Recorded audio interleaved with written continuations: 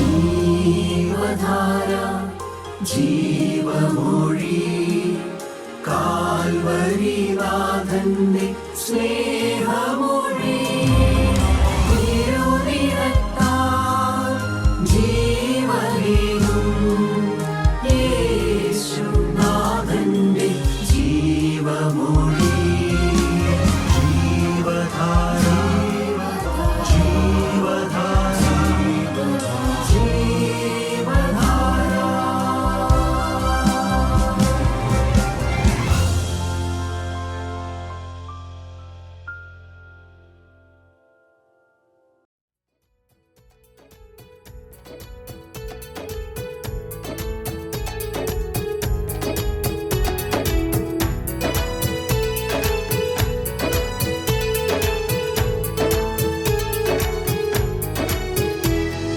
ചെരിഞ്ഞിരിക്കും മതിലെന്നോ പൊളിഞ്ഞൊരു വേലിയെന്നോ നിന്നെ വിളിച്ചാൽ നിന്നരം കേട്ടിടത്ത് നിന്നെ ഉയർത്തി ഉന്നതനാം യേശു ഒരു പ്രവൃത്തി ചെയ്യും.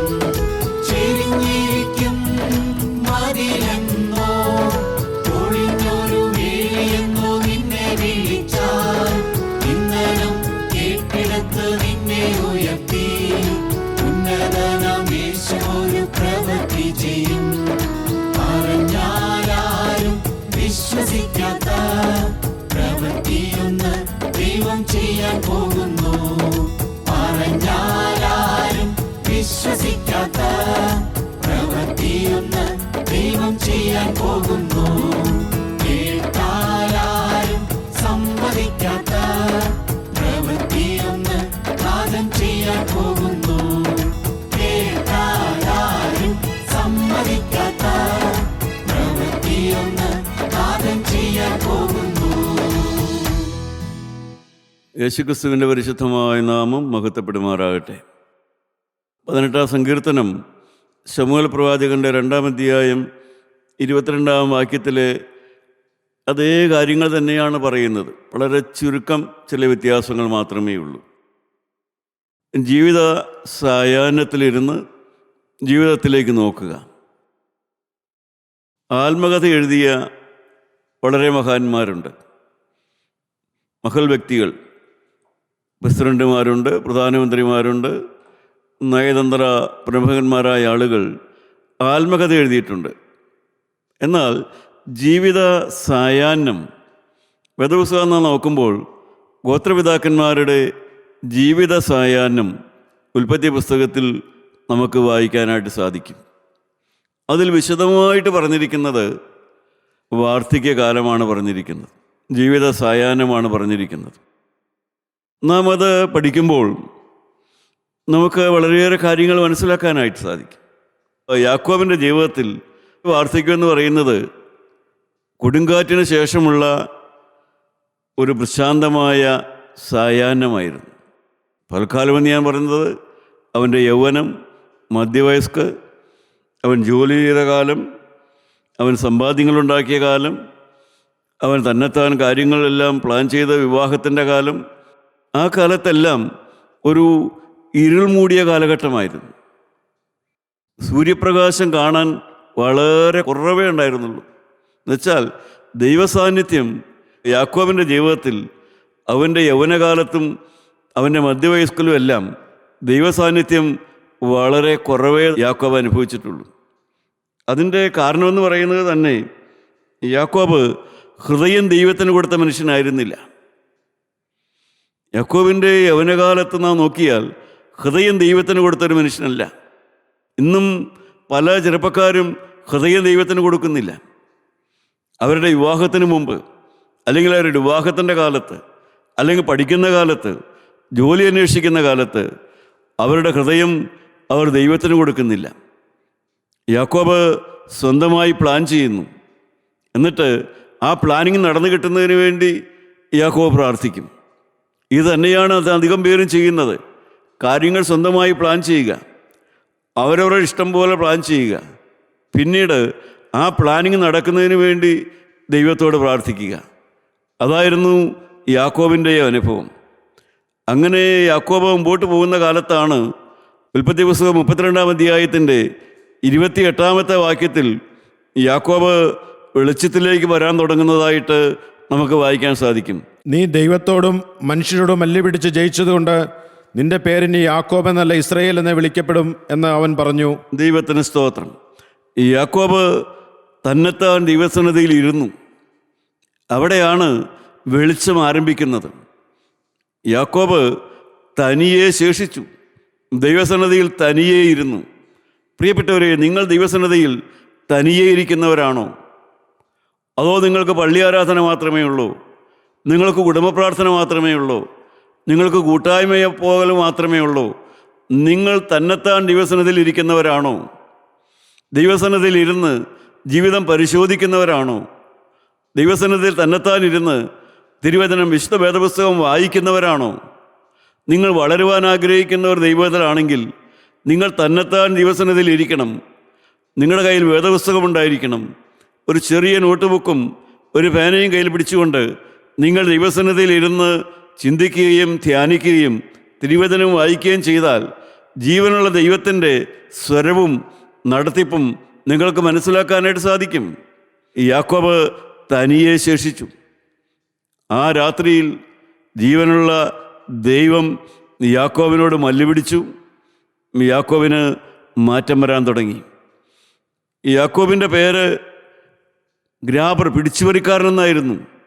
അതായിരുന്നു അവൻ്റെ സ്വഭാവം തന്നെ. അതായിരുന്നു തന്ത്രവും സൂത്രവും കൗശലവും എല്ലാം ഉപയോഗിച്ച് പരമാവധി പിടിച്ചെടുക്കുക, സമ്പാദിച്ചെടുക്കുക. ഇതായിരുന്നു യാക്കോബിൻ്റെ ജീവിതത്തിൻ്റെ മോട്ടീവ്. അതായിരുന്നു യൗവനകാലം മുഴുവനും ആ മോട്ടീവിലായിരുന്നു. എങ്ങനെ പിടിച്ചെടുക്കുക, എങ്ങനെ സമ്പാദ്യമുണ്ടാക്കുക, എങ്ങനെ സ്വന്തം ഇഷ്ടം നടക്കുക. അങ്ങനെ പോകുന്ന അവസ്ഥയിലാണ് യാബോക്ക് കടയിൽ വെച്ച് യാക്കോബ് ദൈവസന്നിധിയിൽ തനിയെ ഇരിക്കാനിട വന്നു. യാക്കോബിനൊരു മുടന്തെല്ലാം വന്നു. പക്ഷേ ദൈവം യാക്കോബിനോട് പറഞ്ഞു, ഇനി നിൻ്റെ പേര് യാക്കോബ് എന്നല്ല, നീ ദൈവത്തിൻ്റെ പ്രഭു അഥവാ ഇസ്രായേലായി മാറുമെന്ന് പറഞ്ഞു. 35-ാമത്തെ അധ്യായം 10-ാം വാക്യം വായിക്കുമ്പോൾ ദൈവം പിന്നെയും യാക്കോബിനോട് പറയുന്നുണ്ട്. നമുക്കൊന്ന് വായിച്ചു കേൾക്കാം. ദൈവം അവനോട്, നിന്റെ പേര് യാക്കോബ് എന്നല്ലോ, ഇനി നിനക്ക് യാക്കോബ് എന്നല്ല ഇസ്രായേൽ എന്ന് തന്നെ പേരാകണമെന്ന് കൽപ്പിച്ച് അവൻ ഇസ്രായേൽ എന്ന് പേരിട്ടു. ദൈവത്തിന് സ്തോത്രം. ആദ്യത്തെ പ്രാവശ്യം ചെയ്തു. പക്ഷേ ഇനി നിനക്ക് പേരാകണം എന്ന് പറഞ്ഞാൽ, യാക്കോബേ, നിന്റെ പേര് അന്നേ മാറ്റിയതാ, പക്ഷേ സ്വഭാവം മാറിയിട്ടില്ല. മാനസാന്തരപ്പെട്ടതാ, സ്വഭാവം മാറിയിട്ടില്ല. രക്ഷിക്കപ്പെട്ടതാ, സ്വഭാവം മാറിയിട്ടില്ല. പ്രിയപ്പെട്ടവരെ, യാക്കോബ് രക്ഷിക്കപ്പെട്ടു. ഒരു വിധത്തിൽ പറഞ്ഞാൽ യാബോക്കിൻ്റെ കടയിൽ വെച്ച് രക്ഷയുടെ അനുഭവത്തിലേക്ക് വരുന്നു. പക്ഷേ സ്വഭാവം മാറുന്നില്ല. ഗലാത്യർ 5:17 നമുക്ക് വായിച്ചു നോക്കാം. രക്ഷിക്കപ്പെട്ടവരും രക്ഷിക്കപ്പെടാത്തവരും തമ്മിലുള്ള ഒരു വ്യത്യാസം നമുക്കവിടെ കാണാം. ജഡാഭിലാഷം ആത്മാവിനും ആത്മാഭിലാഷം ജഡത്തിനും വിരോധമായിരിക്കുന്നു. നിങ്ങൾ ഇച്ഛിക്കുന്ന ചെയ്യാതോണം അവ തമ്മിൽ പ്രതികൂലമല്ലോ. ദൈവത്തിന് സ്തോത്രം. രക്ഷിക്കപ്പെട്ടവരിൽ 2 സ്വഭാവം പ്രകടമായി കാണാം. ജഡസ്വഭാവവും ആത്മസ്വഭാവവും കാണാം. രക്ഷിക്കപ്പെടാത്തവരിൽ ജഡസ്വഭാവമേ ഉള്ളൂ, ആത്മസ്വഭാവം കാണാനില്ല. പക്ഷേ രക്ഷിക്കപ്പെട്ടുവെന്ന് പറയുന്നവരിൽ ആത്മസ്വഭാവമല്ല മുഴുവനും കാണുന്നത്, ജഡസ്വഭാവം കാണുന്നുണ്ട്. അവിടെ ജഡത്തിൻ്റെ പ്രകൃതം അവിടെ കാണാം. എല്ലാ രംഗത്തും അവരുടെ ചിന്താമണ്ഡലത്തിൽ, അവരുടെ മനോഭാവത്തിൽ കഴുകലുണ്ടായിട്ടില്ല. യാക്കോബിലെ മനുഷ്യപ്രകൃതി പ്രകടമായി കാണാം. യാബോക്ക് കടവിലെ ആ മാനസാന്തരത്തിൻ്റെ ശേഷവും മനുഷ്യപ്രകൃതി യാക്കോബിൽ കാണാൻ സാധിക്കും. യാക്കോബിനെല്ലാം കാണാൻ കണ്ണുണ്ട്, സൗന്ദര്യം കാണാൻ കണ്ണുണ്ട്, ആടുമാടുകളെ കാണാൻ കണ്ണുണ്ട്. പക്ഷേ യാക്കോബിന് ഇതെല്ലാം കണ്ടാൽ മനസ്സിലാകും ഏതാ സൗന്ദര്യമുള്ളത്, ഏതാണ് പുള്ളിയും അറിവുള്ളത്, ഏതാണ് സമ്പാദ്യത്തിന് പറ്റിയത്. ഇതൊക്കെ കാണാൻ യാക്കോബിന് കണ്ണുണ്ടെങ്കിലും സ്വന്തം ഹൃദയം കാണാനുള്ള കണ്ണ് യാക്കോബിന് കിട്ടിയിട്ടില്ല. സ്വന്തം ഹൃദയം കാണാനുള്ള കണ്ണുകാഴ്ച കിട്ടിയിട്ടില്ല. ആത്മീയ കണ്ണുകാഴ്ച കിട്ടിയിട്ടില്ല. ഇന്ന് പല ആത്മീയർക്കും ആ കണ്ണുകാഴ്ച കിട്ടിയിട്ടില്ല. ആ കണ്ണുകാഴ്ച കിട്ടിയിട്ടില്ല. അവർക്ക് പലതും കണ്ടാൽ മനസ്സിലാകും. പല ആത്മീയ രംഗത്തും പ്രവർത്തിക്കും. എന്നെപ്പോലെ സുവിശേഷം പറയും, പ്രസംഗിച്ചെന്നിരിക്കും. ഞാൻ എൻ്റെ കാര്യം കൂടെ ചേർത്താണ് പറയുന്നത്. എല്ലാ രംഗത്തും ഒരു ആത്മീയ കാഴ്ചപ്പാട് കിട്ടിയിട്ടില്ല. 35-ാമത്തെ വയസ്സിൽ ഞാൻ മാനസാന്തരപ്പെട്ടു. പക്ഷേ എല്ലാ കാര്യത്തിലും ഒരു ആത്മീയ കാഴ്ചപ്പാട് എനിക്ക് കിട്ടിയിരുന്നോ? അനേക രംഗത്തും കിട്ടിയിരുന്നില്ല. അഭിപ്രായങ്ങൾ മാറിയിട്ടില്ല. ചില വ്യക്തികളെക്കുറിച്ചുള്ള നിരൂപണങ്ങൾ മാറിയിട്ടില്ല. ആത്മീയത്തിൻ്റെ വഴികളെല്ലാം മനസ്സിലാവുന്നില്ല. സഹോദരന്മാരെ, യാക്കോബിന് ആത്മീയ നയനം തുറന്നു കിട്ടിയത് എത്രയോ നാളുകൾക്ക് ശേഷമാണ്. 46-ാം അധ്യായത്തിലേക്ക് നാം വരുമ്പോൾ അതിൻ്റെ 1-ാമത്തെ വാക്യം നമുക്കൊന്ന് വായിച്ചു നോക്കാം. 46-ാം അധ്യായത്തിൻ്റെ 1-ാമത്തെ വാക്യം: അനന്തരം ഇസ്രായേൽ തനിക്കുള്ള സകലവുമായി യാത്ര പുറപ്പെട്ട് ബെർഷേബയിലെത്തി തന്റെ പിതാവായ ഇസഹാക്കിന്റെ ദൈവത്തിന് യാഗം കഴിച്ചു. ദൈവത്തിന് സ്തോത്രം. ഇവിടെയാണ് നാം വായിക്കുന്നത്, ഇസ്രായേൽ എന്ന് ദൈവം തന്നെ യാക്കോബിനെ പേര് വിളിക്കുകയാണ്. നാം പഠിക്കണം, നാം തിരുത്തണം, നാം ദൈവസന്നിധിയിലിരിക്കണം. നമ്മുടെ സായാഹ്നം പ്രകാശമുള്ളതാകണമെങ്കിൽ, ജീവിത അവസാനം പ്രകാശമുള്ളതാകണമെങ്കിൽ, സഹോദരങ്ങളെ, ഈ ദൈവസന്നിധിയിൽ ഇരിക്കുന്നതിൻ്റെ വില വലുതാണ്. സ്വന്തമായ ജീവിതം പരിശോധിച്ച് കണ്ടുപിടിക്കണം. യാക്കോബ് വളർന്നു. യാക്കോബിൻ്റെ വളർച്ച, യാക്കോബ് മറ്റുള്ളവരെ അനുഗ്രഹിക്കാണ്ടക്കവണ്ണം യാക്കോബ് വളർന്നു. യാക്കോബിൻ്റെ ജീവിതത്തിൽ അനുഗ്രഹമെന്നോ അനുഗ്രഹം വേണമെന്നുണ്ട്. പക്ഷേ അനുഗ്രഹിക്കാൻ തക്കതായ ഒരു ആത്മീയ നിറവിലേക്കോ വളർച്ചയിലേക്കോ യാക്കോബ് വന്നിരുന്നില്ല. എന്നാൽ സായാഹ്നത്തിലെത്തി. യൗസേപ്പുമായി കണ്ടുമുട്ടാനിട വന്നു. അവിടെ യാക്കോബ് മുഴുവൻ മാറി. യൗസേപ്പിനെ കണ്ടതിന് ശേഷം യാക്കോബ് മുഴുവനും മാറി. ഭക്തന്മാരായ ആളുകൾ ഇപ്രകാരം ധ്യാനിച്ച് കേട്ടിട്ടുണ്ട്: യൗസേപ്പ് ക്രിസ്തുവിൻ്റെ നിഴലാണ്. യാക്കോബ് മാനസാന്തരപ്പെടുന്നതിന് വേണ്ടി, അഥവാ ആള് മാറുന്നതിന് വേണ്ടി യാക്കോബല്ല അടികൊണ്ടത്. യൗസേപ്പ് തടവിൽ കിടന്നു. യൗസേപ്പ് അടികൊണ്ടു. യൗസേപ്പ് കഷ്ടത അനുഭവിച്ചു. തൽഫലമായിട്ട് എന്തുണ്ടായി? തൻ്റെ അപ്പനായ യാക്കോബിന് അനുഗ്രഹം കിട്ടാനിട വന്നു. ഹല്ലേലൂയ. ദൈവമക്കളെ, ക്രിസ്തുവിൻ്റെ രക്ഷ, ക്രിസ്തുവിൻ്റെ കഷ്ടാനുഭവം, ക്രിസ്തുവിൻ്റെ ക്രൂശുമരണം, കാൽവരിയിൽ യേശു സഹിച്ച വേദന, അതെല്ലാമാണ് ഇന്ന് നമ്മളനുഭവിക്കുന്ന സമാധാനത്തിൻ്റെയും അഭിവൃദ്ധിയുടെയും ഐശ്വര്യത്തിൻ്റെയും മൂലകാരണം. നമ്മുടെ ജന്മനക്ഷത്രം കൊണ്ടല്ല, നമ്മുടെ കഴിവുകൊണ്ടോ താലന്ത് കൊണ്ടൊന്നുമല്ല. രക്ഷിക്കപ്പെട്ടു, മാനസാന്തരപ്പെട്ടു, ദൈവസന്നിധിയിലേക്ക് കടന്നു വന്നു, സമർപ്പണമെടുത്തു, പിന്നീട് വളരാൻ തുടങ്ങുകയാണ്. യാക്കോബ് വളർന്നു. നാം വായിക്കുന്നുണ്ടല്ലോ 47-ാം അധ്യായത്തിൻ്റെ 8-ാമത്തെ വാക്യത്തിൽ യാക്കോബ് ഫറവോനെ അനുഗ്രഹിച്ചു. യാക്കോബ് ഫറവോനെ അനുഗ്രഹിച്ചു. 2 പ്രാവശ്യം അനുഗ്രഹിച്ചു. 2 പ്രാവശ്യം യാക്കോബ് അനുഗ്രഹിച്ചു. യാക്കോബ് തലമുറയെയും അനുഗ്രഹിക്കാൻ തുടങ്ങി. അതാണല്ലോ 48-ാം അധ്യായം 20-ാം വാക്യം. അങ്ങനെ അവൻ അന്ന് അവരെ അനുഗ്രഹിച്ചു. ദൈവം നിന്നെ എഫ്രൈമിനെയും മനേശയെയും പോലെ ആക്കുമാറാകട്ടെ എന്ന് ഇസ്രായേലിയർ നിന്റെ പേർ ചൊല്ലി അനുഗ്രഹിക്കുമെന്ന് പറഞ്ഞ് എഫ്രൈമിനെ മനേശയ്ക്ക് മുമ്പാക്കി. ദൈവത്തിന് സ്തോത്രം. യാക്കോബ് തൻ്റെ തലമുറയെ അനുഗ്രഹിക്കേണ്ടക്കവണ്ണം തൻ്റെ സായാഹ്നം പ്രകാശമുള്ളതായി. ജീവിതത്തിൻ്റെ അവസാന ഭാഗത്ത് ആത്മീയ പ്രകാശത്തിലേക്ക് യാക്കോബ് വരികയാണ്. തൻ്റെ മക്കളെ യാക്കോബ് അനുഗ്രഹിക്കാൻ തുടങ്ങി. തൻ്റെ കൊച്ചുമക്കളെ അനുഗ്രഹിച്ചു. യോസേപ്പിൻ്റെ മക്കളായ മനശ്ശയെയും എഫ്രൈമിനെയും അനുഗ്രഹിച്ചു. നിങ്ങൾ ആ ഭാഗമെല്ലാം വായിച്ചാൽ ശ്രേഷ്ഠമാണ്. യോസേപ്പ് മൂത്ത മകനെ യാക്കോബിൻ്റെ വലം കൈയുടെ നേരെ കൊണ്ടുവന്ന് നിർത്തി. ഇളയ മകനെ ഇടത് കൈയുടെ ഇവിടെ നിർത്തി. പക്ഷേ യാക്കോബ് അനുഗ്രഹിച്ചത് കൈ പിണച്ചു വെച്ചാണ് അനുഗ്രഹിച്ചത്. കൈ പിണച്ചു വെച്ചാണ് അനുഗ്രഹിച്ചത്. അപ്പോൾ യോസേപ്പ് പറയുന്നുണ്ട്, അപ്പ അങ്ങനെയല്ല, ഇവനാണ് മൂത്തത്, മൂത്തവൻ്റെ കയ്യിലാണ് വലം കൈ വെക്കേണ്ടത് എന്ന് പറഞ്ഞു. അപ്പോൾ യാക്കോബ് പറയുന്ന ഒരു മറുപടിയുണ്ട്. എന്താണ് യാക്കോബ് പറയുന്നത്? എനിക്കറിയാം മകനെ എന്ന്, എനിക്കറിയാമെന്ന്. ഹല്ലേലൂയ. ദൈവമക്കളെ, എന്താണ് അതിൻ്റെ അർത്ഥം? എനിക്കറിയാം. ഞാൻ എൻ്റെ ആത്മീയ കണ്ണ് ഇപ്പോൾ കണ്ടുകൊണ്ടാണ് ഞാൻ ചെയ്യുന്നത്. ആത്മീയമായി സ്പിരിച്വലി ഗ്ലോയിങ് ഐസ്, ആത്മീയമായ തേജസ്സുള്ള കണ്ണുകൊണ്ട് കർത്താവിനെ കണ്ടുകൊണ്ടാണ് അവനെ ഞാൻ അനുഗ്രഹിക്കുന്നത് എന്ന്. വാർദ്ധക്യത്തിൽ ആ ദൈവ സാന്നിധ്യം ക്രിസ്തു കർത്താവ് കൽപ്പിച്ചിട്ടാണ് മോനെ ഞാനത് ചെയ്യണതെന്ന്. എൻ്റെ പ്രിയപ്പെട്ടവരെ, വാർദ്ധക്യത്തിൽ ഇത്രയേറെ ദൈവസാന്നിധ്യം അനുഭവിക്കാൻ നമുക്ക് കഴിയുമോ? കൊതിയോടെ പ്രാർത്ഥിക്കണ്ടേ? കൊതിയോടെ ആഗ്രഹിക്കണ്ടേ? കർത്താവെ, സമാധാനമുള്ളൊരു മരണം, സമാധാനമുള്ളൊരു വാർദ്ധക്യം, ക്രിസ്തുവിനെ കണ്ടുകൊണ്ടുള്ള മരണം. ആത്മീയമായ കണ്ണുകാഴ്ചയോടെയാണ് യാക്കോബ് കൊച്ചുമക്കളെ അനുഗ്രഹിച്ചത്. മോനെ, കർത്താവ് പറഞ്ഞിട്ടാ ഞാൻ ഈ വലത്തെ കൈ അവൻ്റെ തലയിൽ വെച്ചത്, എഫ്രൈമിൻ്റെ തലയിൽ വെച്ചത്, ഇടത്തെ കൈ മനശ്ശയുടെ കയ്യിൽ വെച്ചത്. അതാണ് യാക്കോബ് പറഞ്ഞ വാക്കിൻ്റെ അർത്ഥം. എനിക്ക് അറിയാം മകനെ, കാരണം ഞാൻ കർത്താവിനെ കണ്ടുകൊണ്ടാണ് അത് ചെയ്യുന്നതെന്ന്. എൻ്റെ സഹോദരീ സഹോദരന്മാരെ, നമ്മുടെ വാർദ്ധക്യകാലം നാം ഒരുങ്ങണം. നമ്മുടെ വാർദ്ധക്യകാലം ഇത് നിരാശയോടെ കഴിയാനുള്ളതല്ല, മക്കളെ അനുഗ്രഹിക്കാനുള്ളതാണ്. അനുഗ്രഹിക്കാൻ തക്കത് നമ്മുടെ ഹൃദയത്തിലുണ്ടാകണം. വ്യക്തമായി കർത്താവിനെ കണ്ടുകൊണ്ട് മക്കളോട് സംസാരിക്കാൻ സാധിച്ചു.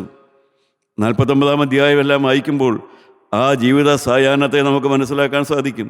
തൻ്റെ മക്കളെ ആത്മീയമായിട്ട് തന്നെ ആ അപ്പൻ ഉപദേശിക്കുകയും തിരുത്തുകയും ചെയ്യുന്നത് നമുക്ക് കാണാനായിട്ട് സാധിക്കും. പ്രിയപ്പെട്ടവരെ, നാം ചിന്തിച്ചു വന്നത് ജീവിത സായാഹ്നത്തെക്കുറിച്ചാണ്.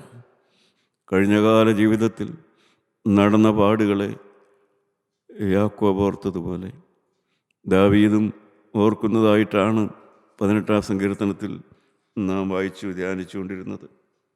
ദാവീദിൻ്റെ ആ 18-ാം സങ്കീർത്തനത്തിൻ്റെ 5-ാമത്തെ വാക്യം നമുക്കൊന്ന് വായിച്ചു നോക്കാം. പാതാളപാശങ്ങൾ എന്നെ വളഞ്ഞു, പാതാളപാശങ്ങൾ എന്നെ വളഞ്ഞു. മരണപാശങ്ങളെക്കുറിച്ചാണ് ദാവീദ് ആദ്യം പാടിയത്. ഇപ്പോൾ പറയുന്നത് പാതാളപാശങ്ങളെന്നാണ്. പാതാള വേദനകൾ, പാതാളപാശങ്ങൾ. എന്താണ് പ്രിയപ്പെട്ടവരെ പാതാളപാശങ്ങളെന്ന് പറഞ്ഞാൽ എന്താ? പാതാള വേദനയെന്ന് പറഞ്ഞാൽ എന്താ? 116-ാം സങ്കീർത്തനം 3-ാം വാക്യത്തിലും പാതാള വേദനകളെക്കുറിച്ച് കാണാം. പാതാള വേദനയെന്ന് പറഞ്ഞാൽ ദ പെയിൻ ഓഫ് സോൾ, ആത്മാവിൻ്റെ വേദന. The thought of hell by my willful sin, എൻ്റെ ആത്മാവിൻ്റെ വേദന. മനഃപൂർവ്വം ഞാൻ ചെയ്തത് മൂലം, ഞാൻ പാപം ചെയ്തത് മൂലം എൻ്റെ ആത്മാവിന് വരാൻ പോകുന്ന നിത്യനാശത്തെക്കുറിച്ചുള്ളതായ വേദന ഞാൻ മനസ്സിലാക്കുന്നു. എൻ്റെ ആത്മാവിൻ്റെ വേദന തിരിച്ചറിയുന്നതിനാണ് പാതാളവേദനയെന്ന് പറയുന്നത്. അതിനാണ് പാതാളവേദനയെന്ന് പറയുന്നത്. പ്രിയപ്പെട്ടവരെ, നാം പാപം ചെയ്യുമ്പോൾ, അഥവാ നാം പാപം ചെയ്യാൻ പോകുന്നതിന് മുമ്പ് നമ്മുടെ ശരീരത്തിന് ഉന്മേഷമാണ്, മനസ്സിന് സന്തോഷമാണ്. പാപം ചെയ്യുമ്പോഴും പാപം ചെയ്യുന്നതിന് മുമ്പും മനസ്സിന് ഉന്മേഷമാണ്, മനസ്സിന് സന്തോഷമാണ്. പക്ഷേ നാം പാപം ചെയ്തതിന് മുമ്പും നാം പാപം ചെയ്യുമ്പോഴും ആത്മാവിൻ്റെ വേദനയുണ്ട്. ആത്മാവിൻ്റെ വേദനയുണ്ട്. ആത്മാവിൻ്റെ വേദന. പാപം ചെയ്തു കഴിയുമ്പോൾ ദൈവസാന്നിധ്യം നഷ്ടപ്പെടുമെന്നോർത്ത് ആത്മാവിൻ്റെ വേദന. അത് മനസ്സിലാക്കാൻ ഇന്ന് മനുഷ്യന് ശ്രദ്ധയുള്ളവനല്ല, ജാഗ്രതയുള്ളവനല്ല. അതൊന്നും ഇന്ന് സാധാരണ ഒരു ക്രിസ്ത്യാനി ചിന്തിക്കുന്ന പോലുമില്ല. അവൻ ദേവാലയങ്ങളിൽ പോകുന്നു, പെരുന്നാൾ ആഘോഷിക്കുന്നു, അവനെ ബോധിച്ച പോലെ ജീവിക്കുന്നു, കുടുംബത്തിൽ വരുന്നു, മദ്യപിക്കുന്നു, കലഹമുണ്ടാക്കുന്നു, കോപിക്കുന്നു, പിണങ്ങുന്നു, പിണങ്ങിക്കിടക്കുന്നു, ആഹാരമുണ്ടാക്കുന്നു, അത് കഴിക്കാതെ കിടക്കുന്നു. പക്ഷേ അപ്പോഴെല്ലാം ആത്മാവിൻ്റെ വേദന എന്തെന്ന് തിരിച്ചറിയുന്നില്ല. അതാണ് പാതാളവേദന. മനഃപൂർവ്വം പാപം ചെയ്ത് കഴിയുമ്പോൾ ആത്മാവിന് വേദനിക്കും.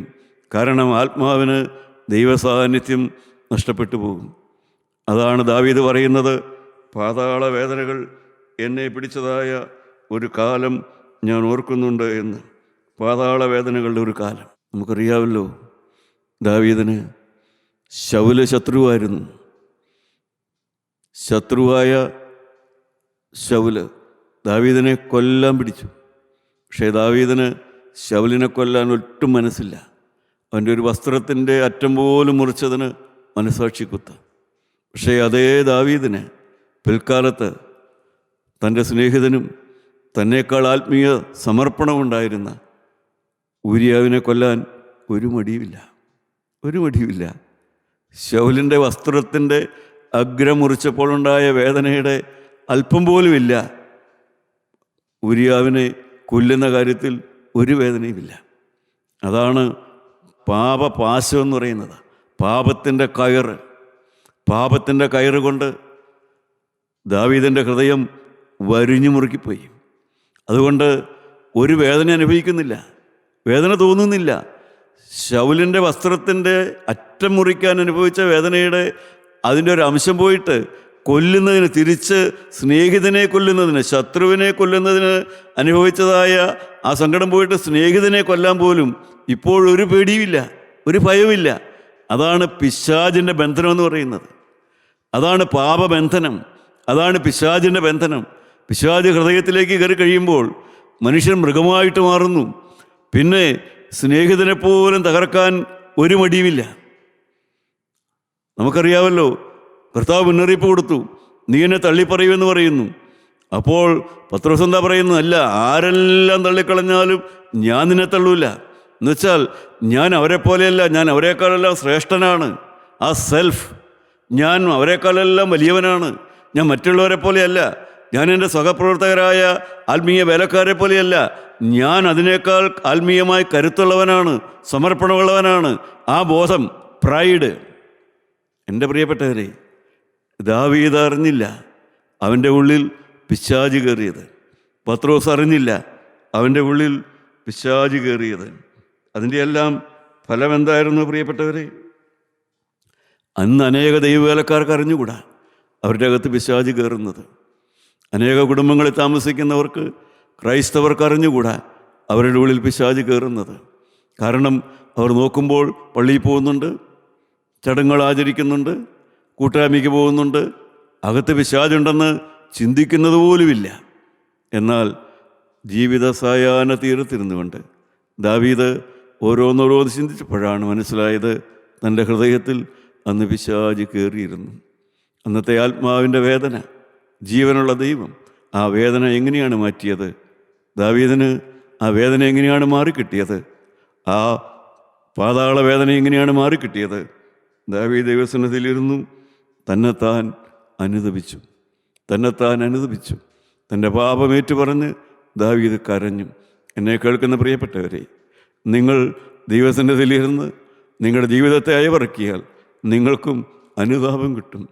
നിങ്ങളുടെയും ആത്മാവിൻ്റെ വേദന മാറും, പാതാള വേദന മാറും. നിങ്ങളുടെയും ഹൃദയത്തിലെ ആ മനസാക്ഷിക്കുത്ത് മാറും. പാപം ചെയ്തതിന് ശേഷമുള്ളതായ ആ അതിവേദന മാറിക്കിട്ടും. അറുക്കപ്പെട്ട കുഞ്ഞാടിൻ്റെ രക്തം, ദൈവത്തിലെ നമുക്ക് വാഗ്ദത്തമുണ്ട്. ഇപ്പോൾ ക്രിസ്തുയേശുവിലുള്ളവർക്ക് ഒരു ശിക്ഷാവിധിയുമില്ല. നിങ്ങളുടെ പാപങ്ങളെ നിങ്ങൾ ഏറ്റുപറയുന്നുവെങ്കിൽ അവൻ്റെ പുത്രനായ യേശുവിൻ്റെ രക്തം സകല പാപം പോക്കി നമ്മെ ശുദ്ധീകരിപ്പാൻ തക്കവണ്ണം വിശ്വസ്തനും നീതിമാനുമാണ്. അതാണ് ദാവീദിനെ കഴിയത്, അതാണ് പത്രോസിനെ കഴിയത്. ആ രക്തം തന്നെയാണ് പ്രിയപ്പെട്ടവരെ യുഗാരംഭം മുതൽ ഇന്ന് വരെയുമുള്ള സകല മനുഷ്യരെയും കഴിയത്. യേശുവിൻ്റെ പുണ്യാഹ രക്തമാണ്. നിങ്ങൾ ആ രക്തത്തിൽ ആശ്രയിച്ചിട്ടുണ്ടോ? നിങ്ങൾക്ക് സമാധാനം കിട്ടും.